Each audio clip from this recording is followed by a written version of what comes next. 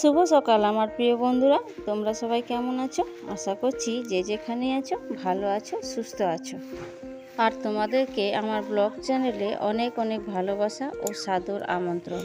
আর আজ যেন আমি অনেক সকালে উঠে তুলসী তলায় জল দিয়েছি, তারপর মারুল টালি দিয়েছি, বাসন ধুয়েছি, সব কাজ করে নিয়েছি। তারপর এই যে ছাগলগুলো বার করলাম, ছাগলগুলো বার করে উঠোনটা নোংরা হয়েছিল একটু, সেই জন্য উঠোনটা একটু ঝাড় দিয়ে দিচ্ছি। এই উঠোনটা ঝাড় দিয়ে দিলে আমার কাজ শেষ। তো দেখো আমার উঠোন ঝাড় দেওয়া হয়ে গেছে। উঠোন ঝাড় দিয়ে আমি স্নান সেরে চলে এসেছি সকাল সকাল। স্নান সেরে এসে এই যে আমি রান্না বসিয়ে দিচ্ছি। আর এভাবে তোমরা কে কে উনুন ধরাও একটু বলো, কিন্তু আমি কিন্তু এভাবে উনুন ধরাই। কী বলো তো, চিকগুলো চারিদিকে পড়ে থাকে, চিকগুলো চারিদিকে উড়ে বেড়ায় বলে উঠোনটা কিন্তু দেখতে খারাপ লাগে।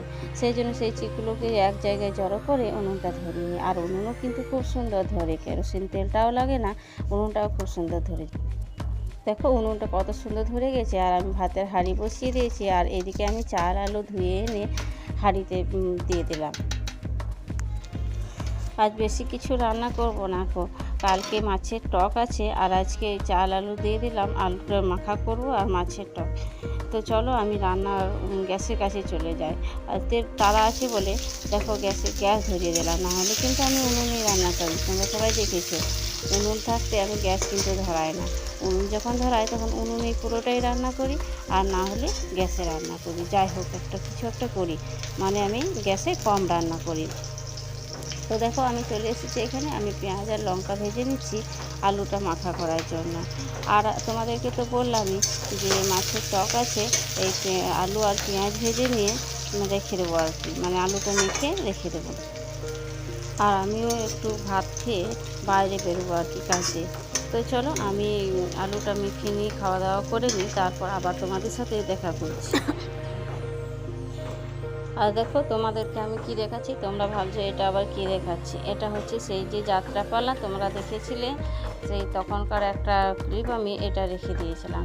তো এই প্যান্ডেলটা দেখানোর আমার একটাই উদ্দেশ্য, এটা ভালো করে দেখে নাও প্যান্ডেলটা, তারপর তোমাদেরকে ঘটনাগুলো পুরো বলছি। এই প্যান্ডেলটা কিন্তু আমার মনে সারা জীবন থেকে যাবে। ওই যে প্যান্ডেলে ওই যে ছেলে চেপেছিল, সে ছেলে চেপে হাত ভেঙেছে। আর ওই জানো তো প্যান্ডেলে চাপে না, সেই দিন যে কীভাবে চলে গেছে বুঝতেই পারেনি কেউ। প্রতিদিনই ও বাড়িতেই থাকে, ও বাবা থাকে বাড়িতে, না হলে ও দিদিরা থাকে বাড়িতে, সবাই এক জায়গায় থাকে, টিভি দেখে না হয় ফোন দেখে এসব করে আর কি। তো সেই দিনও ফোনে কার্টুন দেখছিল, তো কার্টুন দেখতে দেখতে ফোনে চার্জ শেষ হয়ে গেছিলো বলে, তো ও দিদি চার্জটা নিয়ে, মানে আমার বড় মেয়েটা ফোনটা নিয়ে চার্জে দিয়ে দিয়েছিল। আর ও কিন্তু বেরিয়ে চলে গেছে, তাও কিন্তু তারপর ও বাইরে গিয়ে কিন্তু সবাই বলছে, যেটা শুনছি, আমি তো বাড়িতে ছিলাম না তোমরা জানোই, তো ও ফড়িং ধরছিল আর কি নাকি। তো ফড়িং ধরতে ধরতে ও হঠাৎ করে, মানে ও যেটা বলছে যে আমার ইচ্ছে হলো আমি বাসে চেপে গেলাম, মানে সেই সময় কাঁদবো কি আর না হাসবো সে বুঝতে পারছি না। ও বললো আমি ও বলছিল কাঁদতে কাঁদতে, সবাই বলছে যে ওর কান্না দেখলে তুই হাসবি না কাঁদবি খুঁজে পাবি না। তো আমি ভাবলাম, আমি বলছিলাম যে কী হয়েছিল, বলছে ও কাঁদছে আর বলছে যে আমি আর ফোন দেখতে পারবো না গো। আর সবাই বলছিল তুই চাপিস না, আজকে কেন চেপে গেলি। তো তখন ও বলছিল যে আমি কোনো দিনই চাপি না, আজকে আমার ইচ্ছা করলো তাই চেপে গেলাম, এরকম বলছিল আর কি। আর সবাই শুনে হাসছিল আর কি, মানে কাঁদবে না হাসবে সে সময় খুঁজে পাচ্ছিল না আর কি। তো যাই হোক ওকে নিয়ে চলে এলাম হাসপাতালে, বাড়িতে তো আর ফেলে রাখলে হবে না। তো হাসপাতালে দেখলাম শনিবারে ঘটনাটা ঘটে। আর পরের দিনই হচ্ছে রবিবার। সরকারি হাসপাতালে এই কারণে নিয়ে গেলাম না যে শনি রবি দুদিন ছুটির দিন পড়ে যাচ্ছে বলে আমরা নার্সিংহোমে সোজাই নিয়ে গেলাম। আর একটা ঘটনা বলি, নার্সিংহোমে কিন্তু সেম অবস্থা হয়েছিল, দুদিন কিন্তু ডাক্তার দেখেনি। দুদিনের পর দিনে অপারেশন হয়েছে। আমাদের স্বাস্থ্যসাথী কার্ডে কিছু একটা ভুল ছিল, সেটা ঠিক হলো তারপর। তো যাই হোক দিনে অপারেশনের ওই যে ড্রেস পরিয়েছে।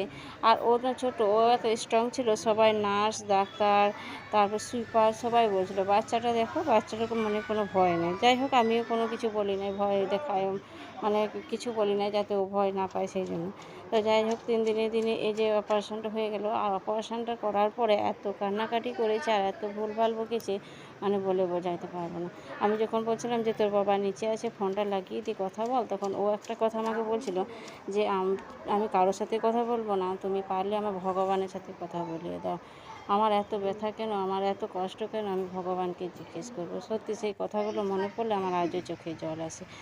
আর এই দেখো আমরা বাড়ি এলাম 14 দিনের দিন। তো এই যে ড্রাগন ফলটা দেখছো, সেই দিন অ্যাক্সিডেন্টের দিনে কিন্তু এই ঘটনাটা ঘটেছিল। সেই দিন কিন্তু এই যে ড্রাগন ফলটা কিনে এনেছিলাম, এটা নষ্ট হয়ে গেছে বলে আমার মেয়ে বললো, মা ভাই তো ড্রাগন ফলটা খেতে পায়নি, তো তুমি একটা ড্রাগন ফল নিয়ে এসো। সেই জন্য আসার পথে একটা ড্রাগন ফল নিয়ে এলাম।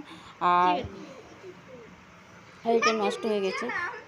তো ভিডিওটা বেশি বড় করবো না, টাটা বাই।